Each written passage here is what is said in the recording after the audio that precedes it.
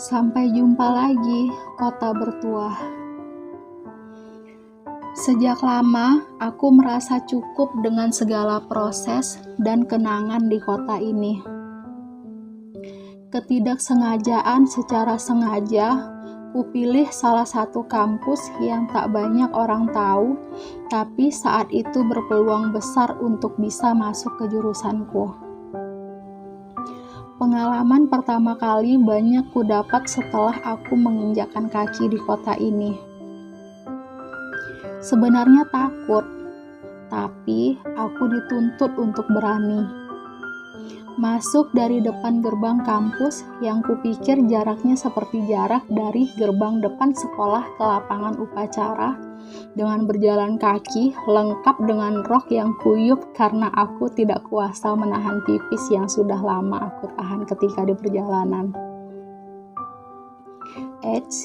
Jangan berpikir kalau aku bawa ompol ke dalam kampus ya. Sebab membasahi seluruh rok yang kupakai saat itu dengan air bersih yang kupinta dari ibu kedai depan kampus adalah salah satu caraku untuk menghilangkan jejak ompolku. Awalnya, aku tak tahu berapa jauh ku harus berjalan. Tapi, ku terus berjalan hingga akhirnya sampai di gedung tujuan. Walau ku harus tersesat ke beberapa gedung dan rok yang tadinya kuyup pun kering dengan sendirinya.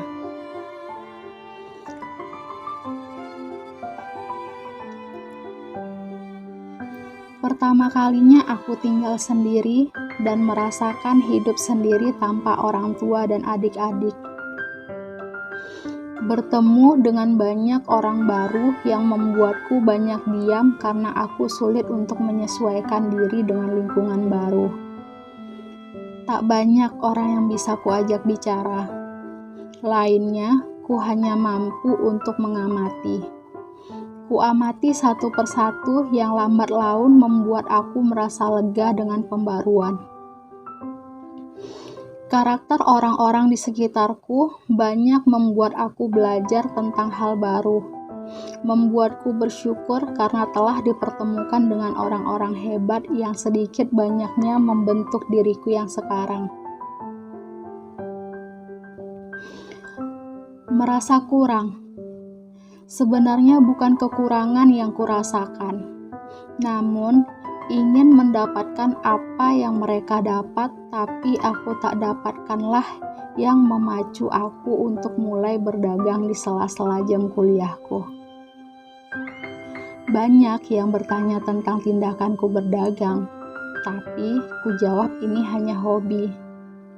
Di pikiranku saat itu adalah, uangku segini, sampai kapan aku harus menahan diri untuk membeli segelas cappuccino cincau, sedangkan teman-temanku merasakan kesegaran setiap tegukannya di siang setelah zuhur, sembari menunggu dosen masuk ke kelas. Atau bahkan, aku harus rela berjalan kaki ke kampus karena takut uangku tak cukup untuk membeli bensin. Sesimpel itu penyebab kenapa aku harus memulai mencari uang tambahan. Aku pernah ingin mengajukan beasiswa, tapi karena nilaiku tidak begitu tinggi, beasiswa yang kurasa tepat saat itu adalah beasiswa yang mengharuskan aku memiliki surat miskin. Aku lupa jenis beasiswanya. Ketika aku izin ke Bunda bilang, "Kita gak miskin, Nak. Biarkan orang-orang yang berhak yang dapat. Itu bukan hak kita. Selagi kita gak ambil hak orang lain, insya Allah bakal selalu mencukupkan kita." Kata-kata Bunda itu membentuk aku yang insya Allah selalu merasa cukup dan selalu ingin berbuat lebih. Perasaan salah mengambil jurusan?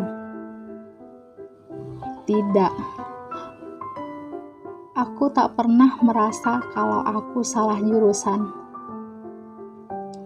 Tapi yang aku rasakan adalah kurangnya ilmu yang aku dapat yang berimbas kepada nilai mata kuliah yang seharusnya mampu didapat dengan mudah kalau kita suka dengan jurusan tersebut. Salah satu caraku menanggulangi rasa kurang ilmu tersebut adalah dengan mencoba mengajar bimbel di saat aku baru duduk di semester 3. Senja itu menjadi saksi. Kunci motorku tercebur ke danau kampus sesaat setelah menerima telepon dari pemilik bimbel yang menyatakan aku diterima untuk menjadi tutor di bimbel tersebut. Panik. Iyalah, masa enggak? Aku memutuskan untuk berjalan kaki menuju posko Menwa dan memberanikan diri untuk meminta pertolongan. Dan alhamdulillah, ada yang bersedia nyebur dan menyelam ke danau untuk mencari kunci motorku. Sebungkus roti tawar dan selai sarikaya yang mampu aku berikan kepada mereka saat itu. Siapapun kalian, aku yakin kalian tidak akan lupa kisah ini. Banyak proses yang aku lalui dari tahapan mengajar bimbel hingga aku dipercaya untuk mengajar privat. Tidak hanya sampai di situ, aku juga memberanikan diri untuk mengajar di bimbel yang lumayan besar dan sedang naik daun saat itu. Semakin banyak karakter yang aku pelajari, dan semakin banyak juga rasa syukur yang membekas di dalam hati ini. Anak-anak itu tidak kenal lelah, tidak kenal arti kekurangan, yang padahal jika aku yang berada di posisi mereka, aku belum tentu mampu untuk mencapai tahap yang semestinya mereka capai. Lagi-lagi, Bunda yang menguatkan aku.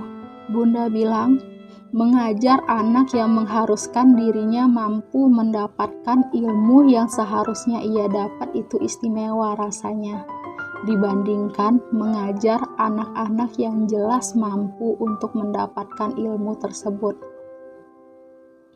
Masya Allah, bukan lelah dan penat yang aku rasakan, melainkan rasa kepuasan batin sebagai seorang pendidiklah yang memenuhi dada ini. Di akhir masa kuliah, aku merasa banyak yang membantuku, banyak yang menginginkan aku untuk cepat menyelesaikan kewajibanku, banyak yang menyayangi aku, banyak yang support aku, bukan hanya mengeluarkan kalimat, "Semangat Ica, kamu pasti bisa," tapi juga ikut meluangkan bahkan menghabiskan waktunya di kedai kopi yang biasa mahasiswa manfaatkan wifi-nya hanya untuk memastikan aku menyelesaikan revisian dan hafalan. Ikut sebel, ikut gemes, ikut kesel gara-gara aku yang selalu melontarkan kalimat, "Aku takut." Untuk kalian semua, aku mau ucapin terima kasih banyak. Hanya berharap doa-doa terbaikku untuk kalian dikabulkan Allah. Untuk kota ini dan segala kenangan di dalamnya, aku bersyukur dan berterima kasih atas pengalaman yang telah aku dapat. Allah yang mengatur segala pertemuan dan segala rezeki yang kita dapat. Allah lah sebaik-baik pengatur. Semua indah, semua baik, semua sempurna. Masya Allah. Alhamdulillah.